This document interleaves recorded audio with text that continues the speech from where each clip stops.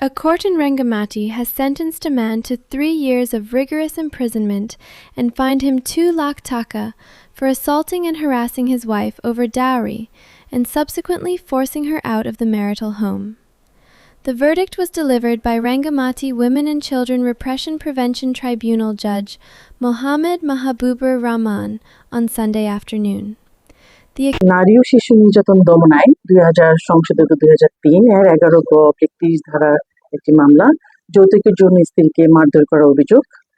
রাষ্ট্রপক্ষ সাক্ষ্য প্রমাণের ভিত্তিতে অপরাধ প্রমাণিত করতে সক্ষম হয়। বিজ্ঞ আদালত আসামি আরমানকে 3 বছর সশ্রম কারাদণ্ড এবং 2 লক্ষ টাকা জরিমানা করেছেন।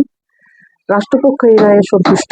এই রায় প্রমাণ করে যে আইনের ঊর্ধ্বে কেউ নয় এবং যৌতুকের মতো সামাজিক বেদির বিরুদ্ধে রাষ্ট্র জিরো টলারেন্স নীতি বজায় রাখতে প্রতিশ্রুতিবদ্ধ।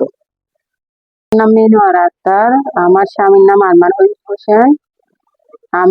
আমাকে যৌতুকের জন্য নির্যাতন করছে। আমি রাঙামাটি একটা করে নারী ও শিশু ট্রাইব্যুনালে একটা মামলা করছি। আজকে সেই মামলার রায় ঘোষণা করছে। আমি অত্যন্ত শ্রদ্ধার সঙ্গে ধন্যবাদ ও কৃতজ্ঞতা জানাই আমাদের মাননীয় বিচার মহোদয় এবং সমগ্র বিচার বিভাগকে। বিশেষভাবে ধন্যবাদ জানাই রাষ্ট্রপক্ষের মাননীয় পিপি অ্যাডভোকেট মাকসুদা হক আপাকে। তিনি প্রথম থেকে আন্তরিকতার সাথে আমাকে সহযোগিতা করেছেন। রাষ্ট্রপক্ষের এমন বলিষ্ঠ ভূমিকার কারণে আজ আমি ন্যায় বিচার পেয়েছি।